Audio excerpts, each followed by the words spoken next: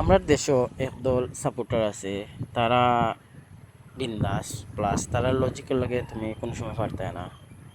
তারা লজিক হইল, তারা আনলে তুমি তারা নেট্রোল করতে পারতে না, বা তারা যখন কোনো একটা অঘটন ঘটাইব বা খারাপভাবে খেলি আরব বা বাজে হিমুলেশন হইব, তারা নেগু মারতে পারতে না।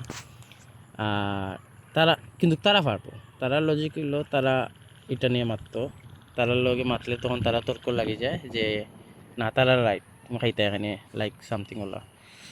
তো ব্রাজিলের লাস্ট কয়েক বছর ধরে বাদ খেলার এটা আমি দেখলাম, লাস্ট কয়েক বছর ধরে খুবই বাজে। 2019-এর পর থেকে এই টিমটা কিলা অগুসল হয়ে গেছে, কোপা আমেরিকা জিতা পরে খুবই বাজে অবস্থানও আছে।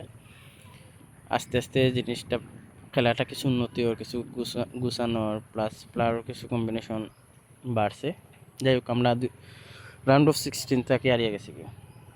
আর তারা কেপ বার্দে, ফকিরাপুর, রহিমপুর, কুদ্দুস আলীপুর ও তার লগে খেলিয়া তারা ফাইনালও গেছে। এটা গেছে বালা কথা, তারার ব্র্যাকেটও যেগুলো পাইছে ফোর্সে ফরিয়া সবচেয়ে ইজিভাবেও ফাইনাল গেছে।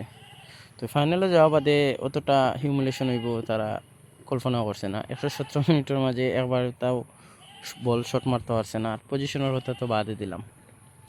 আর এটা লইয়া মাথায় এখন তারা কর যে আমরা গেছি নি ফাইনালও, আমরা তো আর আইছি না, স্পেনার আইছে, তো স্পেনে আব্বার ডাকিলাও বা স্পেনে লইয়াখানে আমরা মাতি।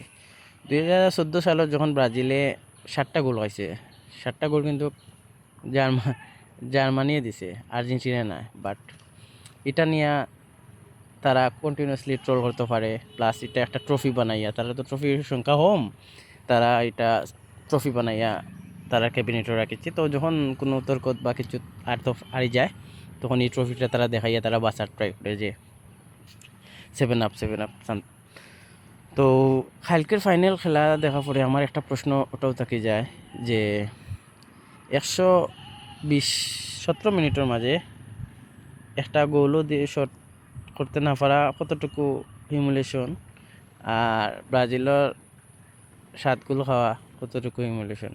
মানে দুইটার মাঝে পার্থক্য আমি তো কয়ে পাইলাম না, কতটুকু পার্থক্য এটা আমি বুঝলাম না, যার কারণে ভিডিওটা করা। তো একটু আমারে জানাইবা যে কোনটা বেশি হিউমিলেশন।